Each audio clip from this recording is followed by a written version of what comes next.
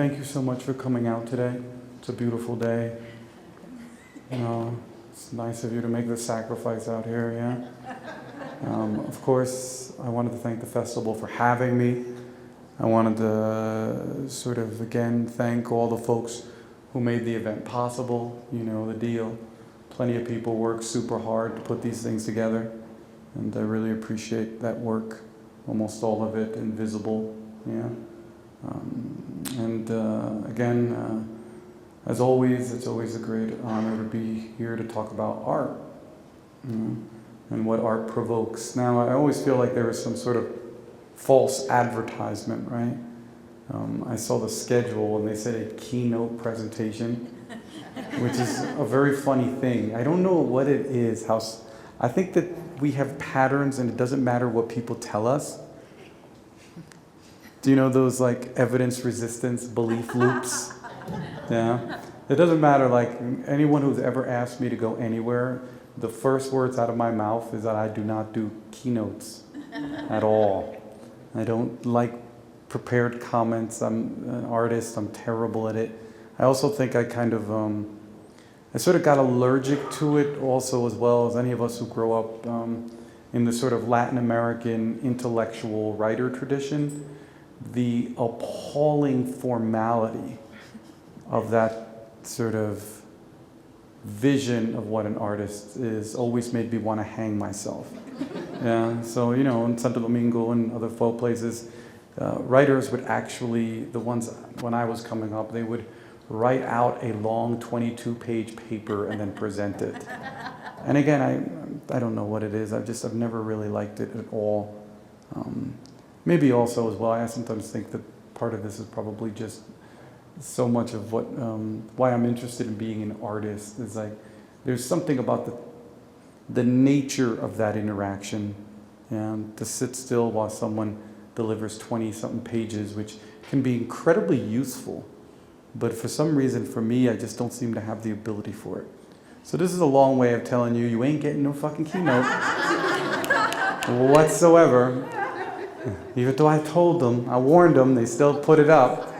I wonder if they think people are more likely to come if there's some sort of formalistic, programmatic rubric to it. I don't know. I can't imagine why anyone would extra excitedly come for a keynote versus an artist talk, but such is the way to all different folks.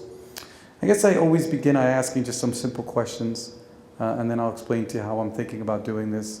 I'm always curious, is there anyone from New Jersey here, my beloved home state? Oh, where in New Jersey? Scotch Plains. Oh, I know Scotch Plains well. Yeah. Okay. Is this another Jersey person? Exit 13. Oh, wow. I know 13 extra well. Yeah. Yeah, no. Yeah, we used to call growing up East Brick City. Yeah. Oh, man. I was exit 11. Yeah, okay. Huh. It's always good to see some folks. I'm wondering if there's any other people from my other beloved, like, identity locations. Any immigrants here? What's up? Very silently. Where y'all from? I'm Mexican. Okay, where? From Sinaloa. Oh, yeah. Okay. Cool. I spent a year in El DF and never made it to Sinaloa. El DF is kind of like a labyrinth. I fell in love and didn't feel like leaving. Yeah, what about you? Mexico, Chihuahua. Oh, Chihuahua, okay. Again, all my friends are like from all these places and they're always like, come, and I just never left El DF. Every time I went to the periphery, it was like some strange vampire thing started happening. Like I couldn't move too far from my coffin, you know? Yeah, okay, cool. How about any Latinos here? Still very silent. Fucking Denver does it to you, huh, you guys? For real, I asked that question in Jersey and people are like, no, it's okay. We all have different relationships to public space. We're the OGs Latinos. The old G's? OGs. Is that what it is? That's right. We've been here a long time. Yeah, my God, you guys have been here a hell of a long time. Okay, and finally, is there any Dominicans whatsoever? Wait, we have one? Well, kind of close. My grandpa's Dominican. Shit, I'll take it. Come on, man. One must be generous with our visions of each other, you know? The nation is profoundly predicated on hybridity, not purity, so nice to hear it. Well, thank you guys all for being here. So look, here's what I'm thinking. We have an hour, yeah? And my nature is always to try to bring it in on time. And so I thought we would have a little talk, yeah? About what y'all want to talk about. I feel like that might be the best approach to these sort of things. I could give you some sort of prefatory comments, of course, which would be utterly useless, but you know, sometimes people require that. But I figured we could just talk. I mean, the thing is you must understand that I'm someone, like many of you, from what would be called a non-traditional artist background. Yeah, I did not come up either in a community or in a family or in a social milieu where pursuing the arts was even a remote possibility. And on top of that, I came up in a period in time when there were still a number of, you know, sort of intriguing youth movements that were still kind of pushing up against the world, yeah? The strange thing about growing up in the 80s, for those of us who came of age there, is that young people in the 80s really thought that the 90s was going to be a return to the 60s. Yeah. When you look at all the different movements and sort of all the kind of weird political organizations that were in circulation at the time, the imaginary was one that was actually supremely radicalized. And I kind of came up thinking that we were going to turn the corner and that all of these sort of utopian dreams of a lot of the folks that were ahead of me in college, that were ahead of me in organizations, that they were kind of bringing down into the neighborhoods, we really thought this was going to happen. And I think it's, I always say it's sort of nothing more emblematic about growing up in my generation than when you think about the two large musical streams that were most current in the geography that I grew up in. I always think that, like, listen, I grew up with like super crazy hip hop on one side and punk on the other, like literally parallel to each other. And that both of those spoke to a very different generational youth moment than I think we ended up sort of living in later. And as an artist, I also kind of was in this strange situation where I came up wanting to be an artist. For when I thought of it, when I narrativized it, it had a lot to do with growing up in a space both inside of my family and inside of the larger culture in which I was embedded, that we, folks like me, my family and my community, were almost entirely disavowed.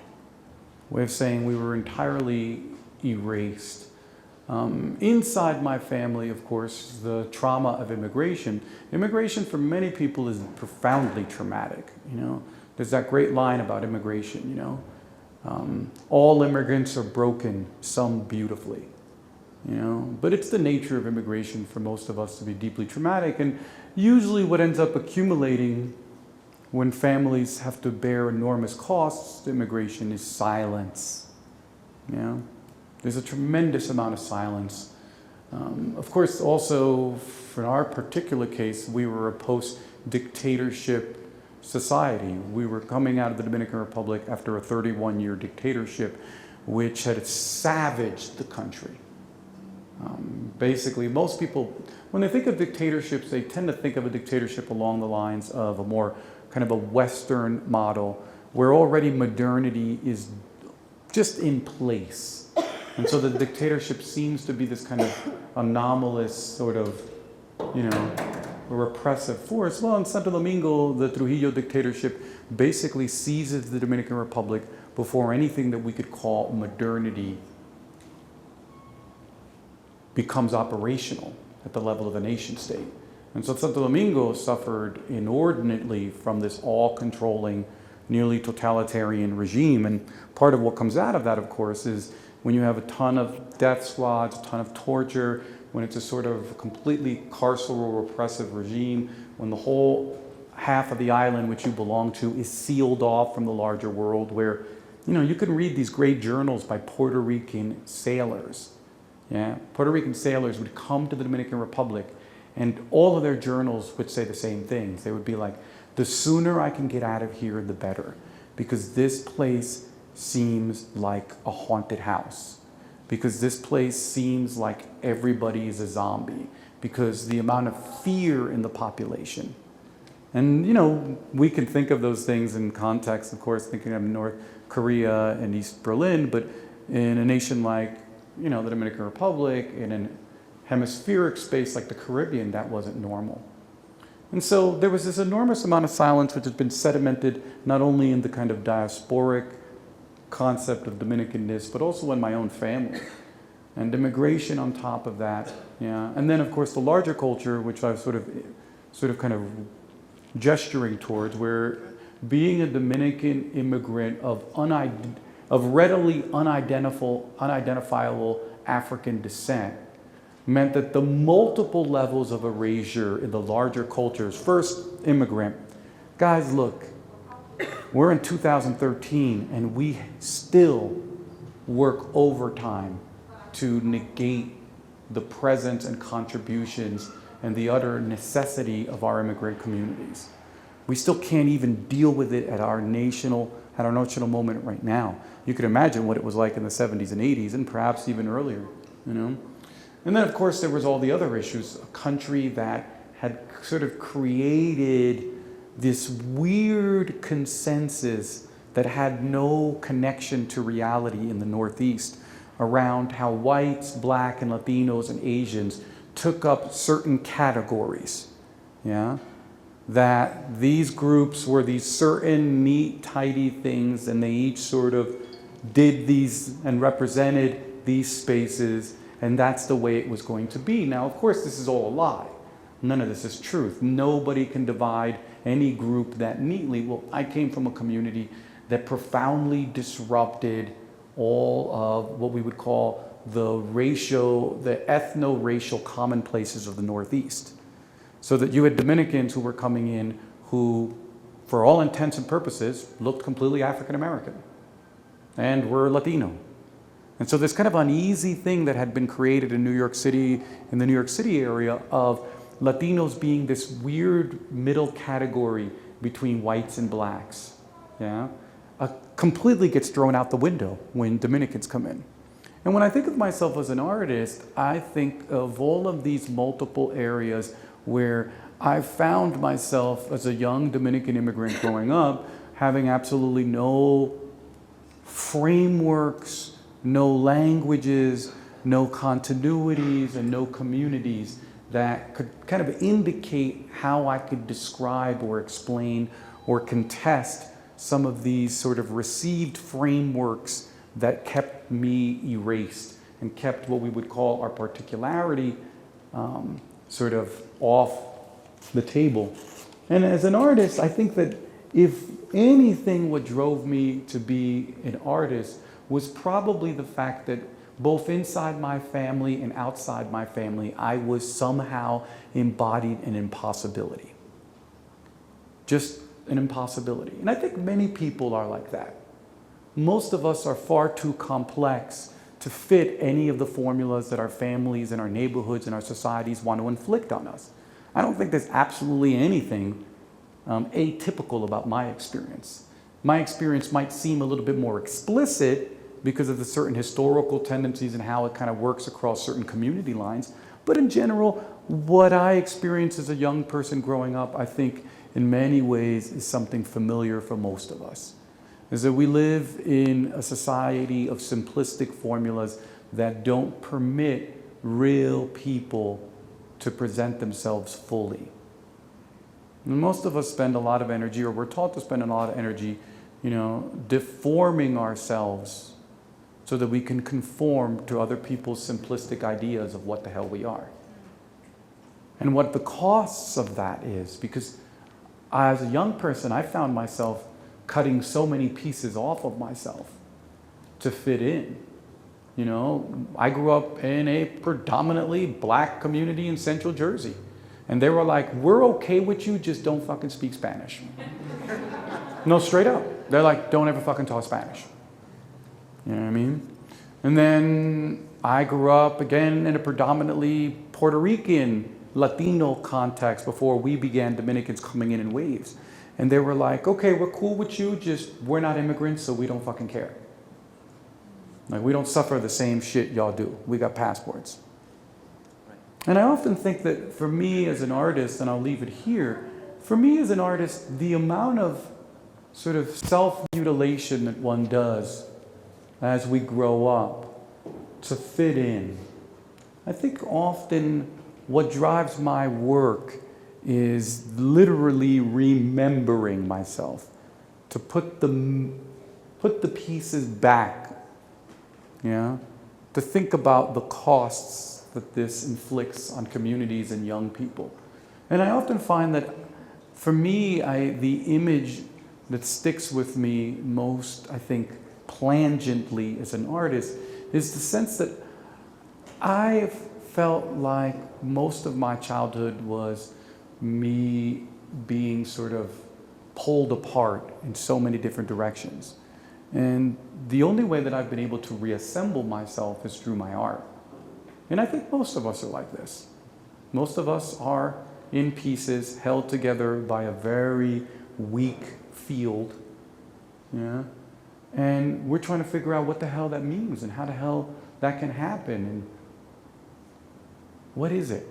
And so that's me in a very kind of a nutshell. And I thought I would leave it there and perhaps we can have a conversation about anything you wish. In fact, you don't even need to refer to any of my comments. But I figured a little context wouldn't hurt. And also it's good to know that, like, it's good to know that your interlocutor at least has some content and didn't come just merely to chat. Okay? So why don't we begin, yeah? Does anyone have questions for Mr. Diaz? Back here? You know, I'm looking at you young people, right? I'm waiting to find out what your questions are, Are you guys from, I'm sorry, but you look really young to me. Are you guys from a high school? Yes. So where's your teacher? You guys are so nice, yo. Your teacher brought you out here? Why? What did they tell you? Because we volunteered. Yeah. Oh, it's so nice. You guys just wanted to hang out with an artist, or? Yeah. I like your shirt, by the way. Oh, thank you. My friend made these shirts. I'll be right there. You see, I'm from a big family. I'm used to dealing with this stuff. Huh, okay. Did they make you read anything? No. So they were just like, this dude is kind of like got a Z in his name. Let's go look at him. Okay. I'll be wanting some questions from you soon. And you guys are lucky. My teachers never brought me anywhere. So thank you. Yeah, and what grade again? We're sophomores. Even though you're probably taller than me, to me, because I'm 45, you guys look... Yeah. Madame, what's your question? Hi, and thanks so much for coming out here. I enjoy your work, and I was just wondering if you feel that the bookends that you talked about between punk and hip-hop infuse your work. Well, I mean, I wouldn't disagree. I mean, but I think that that's always too... For me, I always just look, you gotta understand, I'm really uncomfortable with sort of the way that we can use kind of what I would call consumer labels to get a shorthand for explaining who we are. Like, I've always felt like my writing was always like, it couldn't exist without hip hop, but I never walked around saying I was a hip hop writer, because it always seemed like such a cheap shortcut label. And a way to kind of claim a cooler space than one is, So, I mean, I would assume that the answer would be yes to that. But I think what's had a greater impact is the universe that made both forms possible. Yeah? The way that the disinvestment in young people, the sort of kind of savage criminal economies that we unleashed on urban communities, the way these things came about around the same time and therefore produced in totally what would seem disparate communities, a kind of a similar insurgent creativity for me, I think I heal more from that than I would argue the specific moment. Because my creativity was being formed at the same time as these creativities were being put into circulation. And so sure, but it's probably a little more complicated than that, you know? Your thoughts and feelings about Calle 13's multiviral. What specifically? I'm interested. What do you, because that's like a big... Just thoughts and feelings. But I guess, listen, I'm not trying to be like kind of dense. Like, what about it are you interested in? And then maybe I can vibe off that. Something. What interests you about it, I guess is what I should ask. It's international character of language, English, Spanish, Arabic, and some French, of the performers, Palestinian, Puerto Rican, British, or Julian Assange, and the Rage Against the Machine kid. Zach or the other one? Yeah. Tom, is it? Yeah. Well, look, no, but I mean, I've always think that, of course, I always think that there's nothing that intrigues and nothing that carries greater promise than these kind of like what we would call cross-fertilizations. You know, these sort of like weird collectives. Yeah, and I'm all about it. I'm a big fan. I think that the crazy stuff is that despite what we think, we're more isolated and atomized and divided than we ever are. And so not only are those projects, I think, absolutely essential for maps, they also remind us that despite this kind of proliferation of these technologies that allow us to connect to people and halfway across the world and cheap air travel, the fact is most poor people are more segregated and isolated than they've ever been. And that what passes for diversity in our communities, so we'll walk downtown and we'll see a bunch of diverse people. People go to New York and they're like, New York is so diverse. But last time I checked, New York City's poor communities have never been more isolated. They have never lived in more, you know, sort of restricted spaces. And so I think that for me, I think it's very important because it helps to imagine what would be a kind of a radical possibility, but also because there's something really bewildering about the fact that we feel so rhizomatically interconnected to people, but we've never been more isolated. Classes no longer come into contact with each other in any way that's meaningful. I look at my mom and people are like, oh, she's that old generation. My mom had more interclass contact than the average person has today. Because these great barriers, what we would call the sort of network society in which we live, hadn't been put into place yet. And so think about how much public space my mother inhabited, where she was going to encounter people from different cultures and different classes on an everyday. There's almost no public space left at all. And any public space that we have is so, you know, patrolled and under so much surveillance and has been schematized and culturalized in certain ways that we're not really coming into contact with anyone that isn't pretty much like us. And you know, the great critic, Samuel R. Delany, describes two basic interactions that cities facilitate. And he describes, first, there's contact. And contact is people of different classes, races, groups, geographies, coming into absolutely unmediated random contact. Where like you will sit down next to somebody and you're a millionaire and there's a motherfucker who's homeless. And it doesn't have to be that diametrical. Contact is what cities used to always provide. Because whether you were on 42nd Street or you were in all of these public spaces, all of these groups would descend and they would rub shoulders. Yeah? What's occurred now is that that has been demolished, and now there's only network. And network means that you basically encounter people in your network. So that if you're of a certain class, that's who you're encountering in the village. If you come from a certain educational background and a certain privilege, that's who you're encountering in Williamsburg, these quote-unquote diverse spaces. Yeah?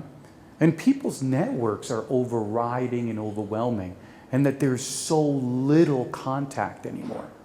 And that what people call contact wouldn't pass muster from what we used to be contact in the 1950s. Yeah? And so I'm interested in how this stuff reminds us that just because technology has altered social relationships, it seems to have kind of brought us together. In fact, there's other forces that have pulled us apart and have denied us the ability to form coalitions across robust sort of lines. Yeah? And I think that for me, that's what's essential. Part of the reason that, we keep getting gouged by our political elites is because it's almost impossible for people to organize organically across these barriers. And almost always these people who are organizing across these barriers, it's so narrow and it's not coming from the communities because communities are so cut off. So I mean, that's what I think about when I think of that, Madame, and then we'll slide back there. So, well, Go ahead. In terms of talking about space, I think it's really interesting that we're here in this public space, given that just a couple of years ago, this is just like right over there, was the space of Occupy. And I think that for me in my political coming up, was the first space where, maybe not the first space, maybe the immigrant rights marches back in '06, which also happened just right here, took place. But Occupy was the first place, was the first time that I saw class being talked about openly in society as disruption of, overarching political conversations. Can you talk a little bit about, have you seen other interesting sorts of Occupy or what are your hopes around Occupy? Just because I think that this space here was so policed immediately following, the city of Denver passed a camping ban to criminalize homelessness. And they'll say oh, we weren't criminalizing homelessness and blah, blah, blah. But they totally did. And I think since that moment, I haven't seen good, smart political protests be able to break through in the same way that Occupy did. Yeah. Well, I mean, I don't know if it's, I feel like you said most of what needs to be said. I don't know if how much I can add to that. I just know for a fact, look, Mitt Romney lost the presidency because of Occupy. That's that. And what's interesting is how little they want to remind people that before Occupy brought to a public attention inequality and plutocratic economic violence, you could run as a billionaire as president and never have to explain yourself. Yeah. And that altered the debate entirely. There's a guy running for president that a week before the Occupy movement started off felt he had needed to explain his zillions, not whatsoever. And so I'm always cautious because I always think of it, again, I'm sort of by nature trained as a historian, and I just always think that the point of the human is that we don't seem to function along what would be called, what would be the description? We don't seem to function along Newtonian lines.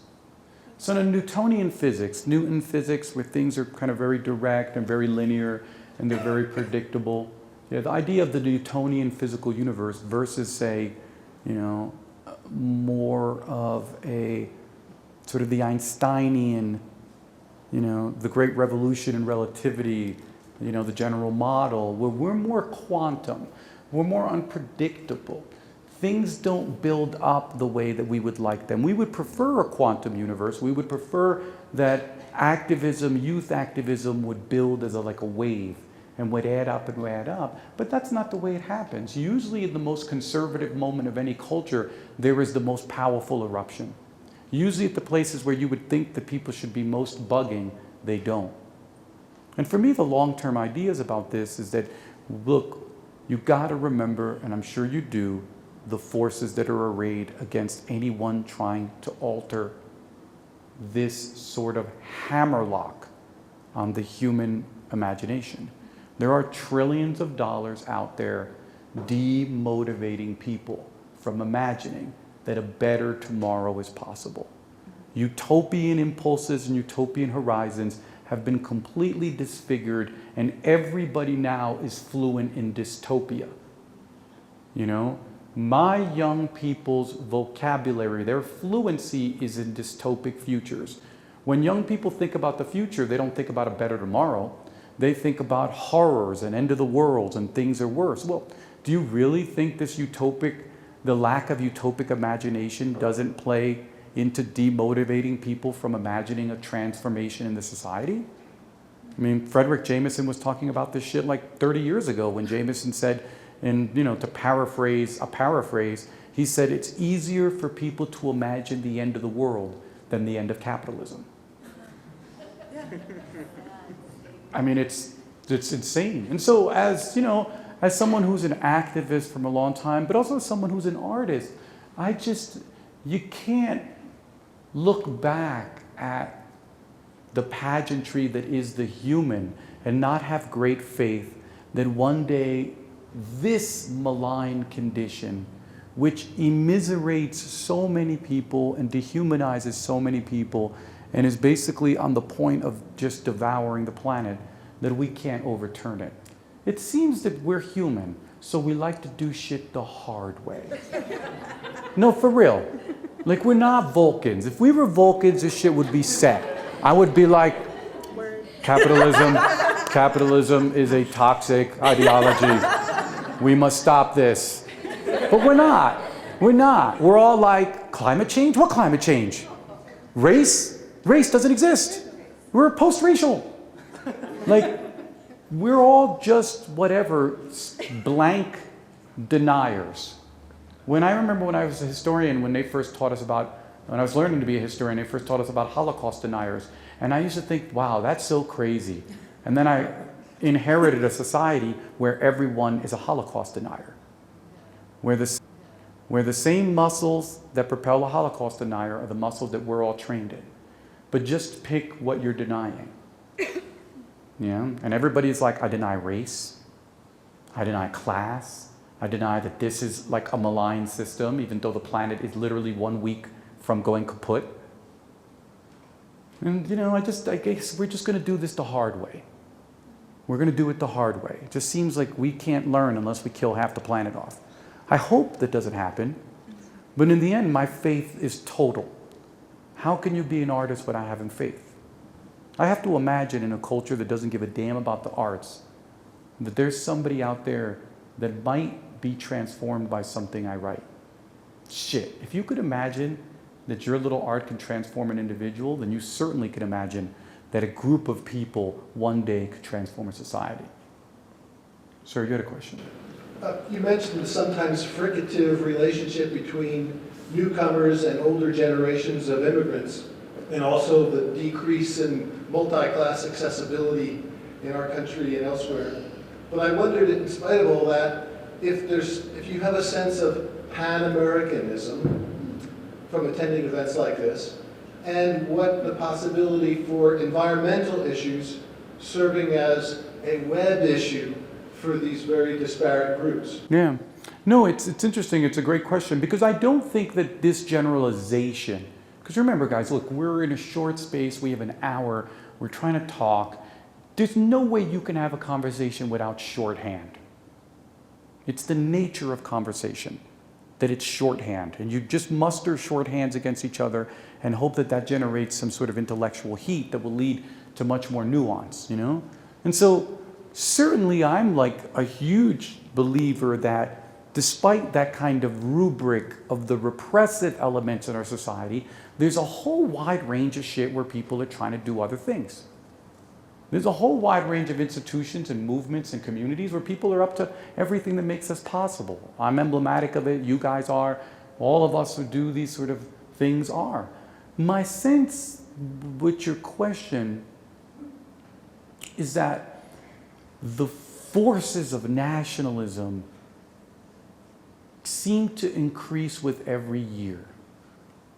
And nationalism is a natural antagonist to the idea of a pan-American concept of like environmentalism.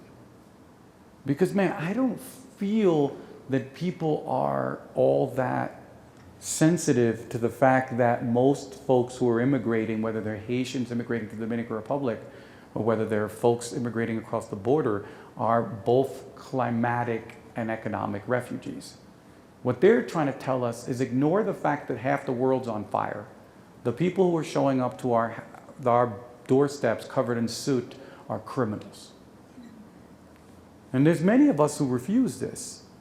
But I do think that we're seeing, before the snap, we're going to see this massive increase in trying to convince people that the national project, the nationalist project, is really important. And I actually think that this increase in this nationalistic fervor is indicative of how well people are doing to raise these issues. Because would you need such a hotly kindled, malign nationalism if stuff wasn't happening below? Do you remember Alice in Wonderland Through the Looking Glass? Do you remember the Red King? Do you remember the Red King? Remember the Red King's asleep. And they all worry. Is it the Queen? Isn't it the Queen? I think it's the Queen. Okay, somebody look it up. I don't mind being wrong, just so that I'm not wrong 3 times. I spend my life being wrong. It's book 2 of Alan Moore's Miracle Man. Is it the Red Queen syndrome or the Red King syndrome? One of them is asleep. And they tell Alice, they're like, don't wake them, because if you wake the Red Queen, yeah, we may all be their dream.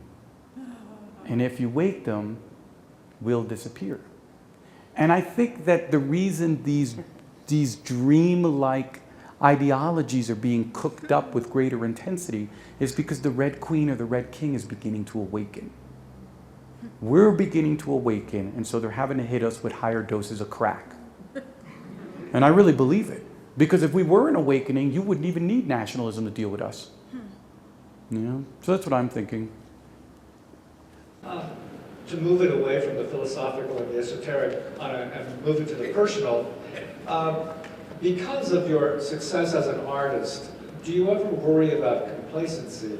And also, how do you make sure that you live up to the expectations that you set for yourself? But I mean, I guess my thing is that we're just human. Do you know, it all depends what's your regime. Like my personal regime doesn't respond well to that. Because I know how imperfect and flawed I am. Whatever standard I set for myself, I will fail. I mean, I've never lived in that. I feel like my dad was a military man, you know, and he just had this idea that we can live up to things. Well, what happens if I get cancer tomorrow? Can I live up to it anymore? And I often think a lot of the schemata that we create for our own personal development and our own ideas about what we want for ourselves as artists, as thinkers, as activism, there are a lot of wishful thinking. Because chances are the world doesn't give a fuck about your plan. And chances are the world's going to serve you up lovely, regardless of your plan. And my sense of it is I work more in the other direction, which I'm trying to figure out how can I get enough compassion to forgive myself for all the anger I have at failing, forgive myself for the times that I didn't have the courage to do whatever I felt my standards were. You know, because we're all human, we're not perfect. We are going to disappoint. And the idea is that, well, you could deal with disappointment in certain ways. And for me, it's been easier to try to figure out how to be compassionate to myself. You know, because most of us grow up with disciplinary regimes that we think the only way that we can motivate ourselves to excellence is by laying on the whip. We have been taught that by being intolerant of yourself, simply saying, "Man, I'll make no excuses for myself," that this is somehow going to get more work out of you. Now, I have to tell you something. I'm like many of you. I grew up with the whip. You don't get through college working full-time because you're nice to yourself. You get through college with a full-time job delivering pool tables. Anybody ever try to lift up a Brunswick pool table? Because you're rough to yourself. Because you say no sleep. Because you say no play. Because you say no pain. Because you say no excuses. Because you say one mistake and I'm done. I've lived in that regime, you know. What I've discovered is that it's a short-term solution to a larger human problem. And the whip only works for so long. There's nothing more heartbreaking than watching someone still try to lay the whip on themselves when there's no bare piece of flesh that isn't scarred. And you can only use it for so long. And so for me, what I've discovered is now that my back looks like, you know, the Passion of the Christ, is that like, I've discovered that for me, my thing is just forgiving myself. Because I'm not going to live up to whatever it is. I will falter and I will die like all of us. And the courage that is required is not to be awesome. The courage that is required is how to be human. And I didn't know that when I was 20. I thought like, this shit never stopped going up. You know? So that's lately what I've been working on, you know? And it's okay. It's totally okay for you to write one book and every one of your other books suck. It's okay for you to be awesome at this one moment in your life and things to go down. It's the way of life then, you know? And we expect things out of ourselves that we wouldn't expect out of superhumans. Where else? Young person right here. I'm Sarah. A lot of the people in this row are organizers, and I used to be an Oh, what's up, guys? Yeah. And I kind of wanted to go back to something you were talking about before, about sort of how we cut off pieces of our identity, because I feel like in the movement that can happen sometimes. Like, I know as a white organizer in an organization of primarily people of color, I felt like my main identity was being white. And I feel like for people of color, it's often that they're people of color and they're oppressed and they're angry. And I know like that's not always the case, but I feel like sometimes we, in the movement, like just allow ourselves to connect with each other based on privilege and oppression and not humanness. And I'm wondering kind of your thoughts about how we can fix that and how we can have a deeper conversation, deeper relationships with each other. And then also, a couple of us are now educators, and and we're educating primarily youth of color and immigrant youth, and we're having trouble being organizers, working in a system that is basically shaving off pieces of these children's identities and making them silent and laying on the whip, all the things you've been talking about. So how can we be better anti-racist educators as well? Well, I mean, look, I think the first question is, look, we understand some things, is that I'm not sure, I hear you, you were asking a question, you were trying to kind of boil it down, and so I'm not sort of implying that this was what you were getting at, but I want to kind of broaden the question a little bit so that we can sort of, in my mind, what I've seen and what I think about, and I'm not fucking authoritative. This is just an artist who came up as an activist thinking about this stuff, you know? Take it for what it is, which is basically 0.1 of a 4 billion point conversation, yeah? But like, look, my thing is that especially in the movements, what we would call the kind of progressive movements, the folks that are doing stuff, look, all the positions of authority are white. When you go to the movements and you see who's in control of the funds, who's sort of doing this, they're like white and they're dudes. And I'm not sure we've had the conversation that needs to be had for us to start dealing with each other at a human level. I think that 99.99%, even in the most radical progressive groups, in other words, look, guys, I will introduce you to investment bankers because I teach at MIT. Do you guys know what my super smart students are doing instead of like working on physics problems? They're going to work for investment banking because we have monetized young people's ideas of the future. Young people don't think of the future as a great adventure or as a way to help the universe. For the most part, they're like, how can I make the most fucking money? And so my young people at MIT, they're sitting around and they're doing investment banking. I know a lot of investment bankers. And I can go to any investment banking company and they are more open to talk about race than progressive organizational leaders. It's crazy. You will get a bunch of investment bankers who are getting $1 million bonuses. And they're like, we got way too many white people on this team. They're like, change it the fuck up. From white people, oh yeah, they do. Oh yeah, see, what you guys forget is that capitalism works best when you've got folks. In other words, if I need to sell to people in Kerala, if I can get someone from Kerala or who's from that area who's on the team, that works better than I can get Sandy fucking blonde haired. And they're discovering this now. And I'm not saying that these groups are not malign and that there's some sort of utopian alternative. What I'm saying is that I have been in these meetings and I've heard them be way more open to saying, how do we change this shit up? Now, do the main bosses want to change shit up? Hell no. Nobody who runs the banks is saying like, oh, let's get some brothers in here. They're like, fuck that. In other words, the plantation, they don't mind that shit being diverse. Right? I don't want to get us twisted away from what the analogy was supposed to be. And the analogy is supposed to be that I'm not sure progressive movements are even caught up. In other words, I can go to a bank and say, you guys need diversity training. They're like, yep. I will go to a movement, a progressive group with these 3 white dudes who are running like, you know, women of color lesbian organization and be like, yo, you might need some training. Like, no way. No way, yo.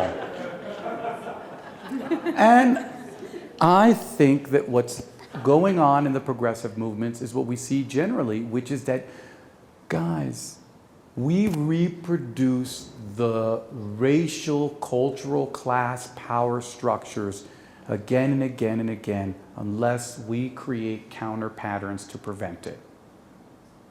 Let's just take this another way. Guys, do you want an alternative for anything? Why are dudes in charge of anything? No, I mean it. Like, why can't? No, I'm not just saying that for a sensational clap. Like, if you want a progressive movement, every organization has to sign up for a 10-year moratorium, no men in leadership roles. Like, start there. I mean, think about just how simple that is. But why not? Well, why not is because people who want their privilege maintained are not going to go for it. And so I guess I'm not sure. I'm not sure that I'm agreeing with that we're there. I think that we have to deal with how much white privilege is present in the most progressive movements. And when push comes to shove, it looks like an investment bank. A bunch of people of color from all over the world hustling accounts with 3 or 4 white dudes being like fist bumping over billions. They're like, word. You know? And look, listen, guys, chill. I mean, I always tell people to chill. Look, the thing is that we all got to have these conversations in reasonable ways because the world will have them for us. I mean, people seem to think that if we can pretend that shit isn't happening, that it goes away. The world is going to have these chats with us whether we want to or not.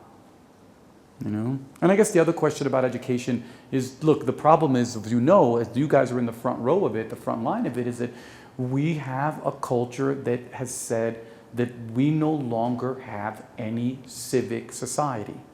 That everything must bend to the rationale of the market. Market logic in everything. Education is a civic function, but we no longer have civic functions. We only now have economic functions. So how in the world are you supposed to get around to educating young people when schools are now income and profit extraction sites? How in the world are we supposed to get to young people when, because they're income and profit extraction sites, we completely underfund young people's education? Especially in Colorado. You could pick them anywhere. But sure, Colorado. And I think that what's facing young teachers today is that we are really bugging. We are bugging, man. We have like gone way overboard. Just the economic logic that has fucking saturated everything. There's no way to learn when kids are not in an altruistic civic model. And kids are not stupid. If you think kids, even if they have no kind of radical education, aren't aware of the ethos of their educational moment, you're insane. Kids know the political unconsciousness of their families and of their institutions. Kids know. They know deep down that this shit is just a money-making scheme. And that all our claims that this is a civic function are being countered by the fact that they're being treated like cattle. And so, you know, the thing is that while we wait for shit to change, young people, super idealistic young people, are the ones who are holding this shit together. I mean, that's what's crazy, is that we're pushing it as far as we can to try to dehumanize and disrupt the system. And the only thing that's making it possible for anyone to receive any kind of education in most public schools are young folks and hardcore educators who are like, I'm going to be in the trench and I'm going to fight to the end. And we see how many people this system burns out. I have a friend, one of my best friends, yo. He worked in a Harlem middle school, public school. Think about this. Harlem middle school, 7th grade Harlem teacher. This kid was Korean American. He was the only Asian face, and this dude was in his school for 11 years till he burnt out. And guess what his next job was? So he could recuperate his humanity. He became a New York City police officer because that was an easier way for him to help people. And he's like 6 years on the force and he's like, whew, this is a lot easier. He's like, I helped so many people, man. And I think that that's sort of indicative of how crazy things have gotten. And here's the deal. The truth is, how do you become better educators, anti-racist, et cetera, is you guys are doing it, but everything in this society is trying to thwart you. And the only thing that we can do is keep you guys in the game long enough. And I don't expect people to survive a regime like that long term. And the only way to survive is you guys have to figure out how to gather resources that make your longevity in these systems possible. And again, most of you guys drive yourself beyond the limits. You're not keeping shit in the tank. You're not thinking that this is a marathon. You guys are like thinking this shit is a sprint. And so most of you guys are burning yourself out early. You're not treating yourselves well. You don't eat right. Most people don't have a therapist. No, I'm not joking. Like, I believe this profoundly. If you're a teacher in a public school system and you don't have a therapist, there's a serious problem. Y'all laughing, but if we were athletes, we have no problems believing that athletes, because we think of athletes as high earners, and so we want athletes to be on point in every way. An athlete gets a physical trainer, they get a massage therapist, they get a couple of therapists, but teachers have to be treated the same way. You can't be a person of color in this society and not have a therapist. You can't be a woman in this society and not have a therapist. You can't be a dude who's gone through masculinity and not have a therapist. Masculinity will undo most men. Those of us who date, like, marry, or have family members with men, being a male in this society is like wearing a poison shirt all day. And so I think the larger question is, we need to increase your survival, but you all have to start encouraging yourself to take care of each other. Because there's not going to be a solution. You guys know all you need to know. But are you nice to yourself? Are you compassionate? Do you have your therapist? Are you seeing a massage therapist every week? Are you taking care of your body? Because your body is where you're somatizing all your pain.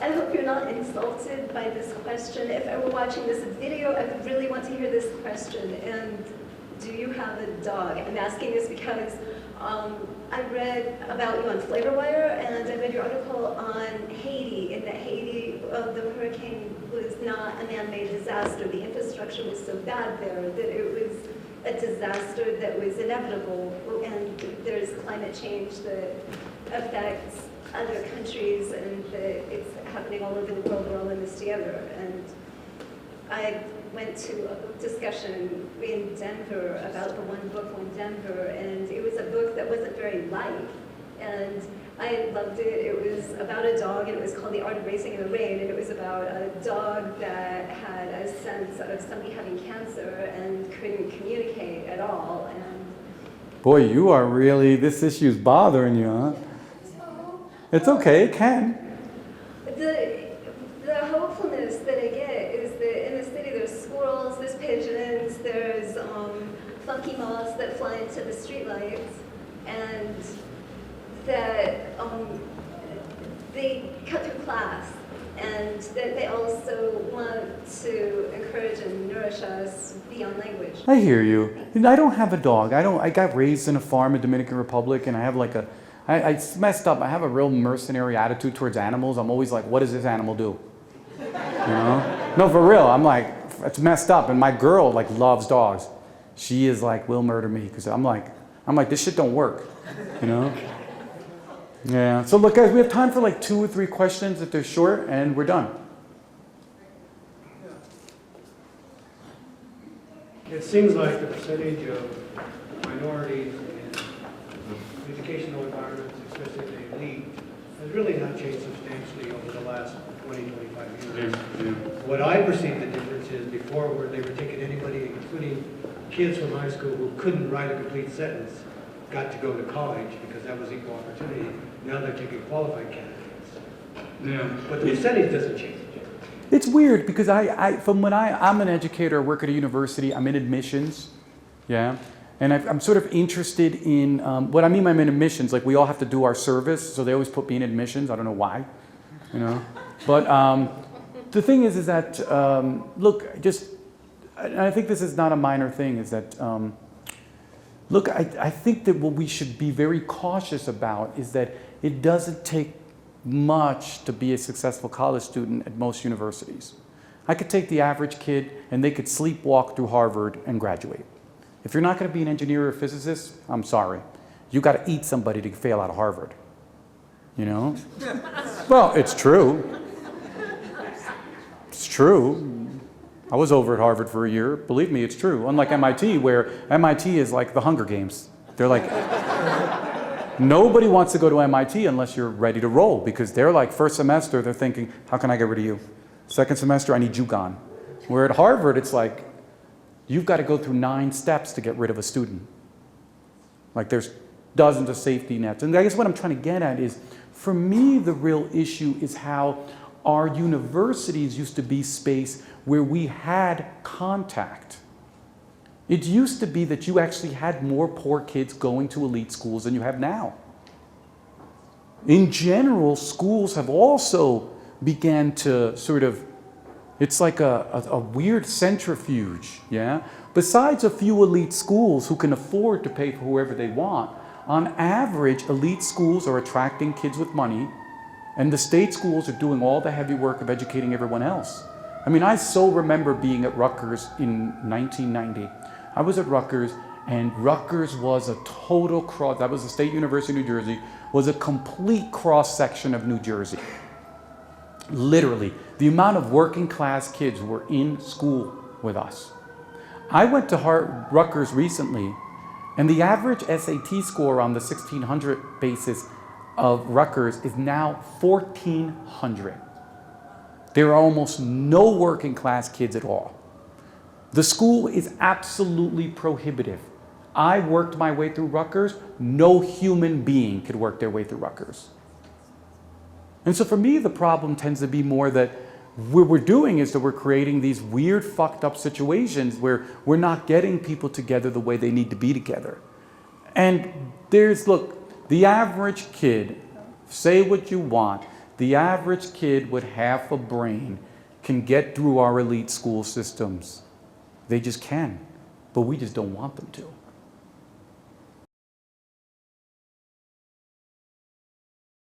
They might not know the bells and whistles of our culture, but our kind of aggression, our fear of outsiders, there's a whole bunch of shit that the Neolithic has gifted us that people tend to not been able to get away from.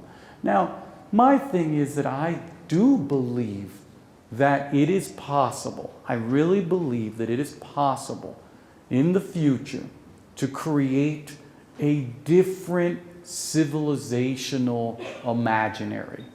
That the Neolithic, this imaginary where we count, where we believe in calendars, where we don't believe that the earth is anything more than like something, a bunch of beans that we can part or we can own, then I just think that this logic of like status and of sort of hierarchies and this logic of nature being a resource, that this actually is something that we can create a different story that alters social relationships. It's completely idealistic and it's completely utopian, but it happened once. I mean, this civilizational moment we have right now is a story that got told and it spread across the world. A story called the Neolithic. And before the Neolithic, people didn't think this way. And so I believe that, listen, we did it once. It is possible to dream up a story that can allow us to be more human. Is it going to happen tomorrow? No. But shit, we might as well keep the possibility open, because if we keep the possibility open, someone might come up with it. Right now, they're trying to tell us that the Neolithic and all of these social relationships is an utter absolute. That's not historically true. That is not true. Our civilization is an artifact. And like all artifacts, they can break and they can change and they can be replaced. Just hope to God that the next civilization or the next imaginary that we collectively adopt will be more human and not less human. Yeah? Because I do think, you mentioned earlier that Star Trek thing, the Vulcans. You guys are too young to know about the Vulcans, but like, maybe not. But what's interesting about the Vulcans is that the Vulcans were humans who decided to adopt another story. They were people who were like emotional, murderous, combative, capitalism, blah, blah, blah. And they decided, because their planet was dying, to adopt another story of reason and none of that nonsense. And I really believe that it might be possible for one day us to adopt a story where this stuff isn't the way we work. Where we sound like something Jesus might have sung up instead of something like Satan rhymed up, Anyway, you've been very kind. Thank you so much.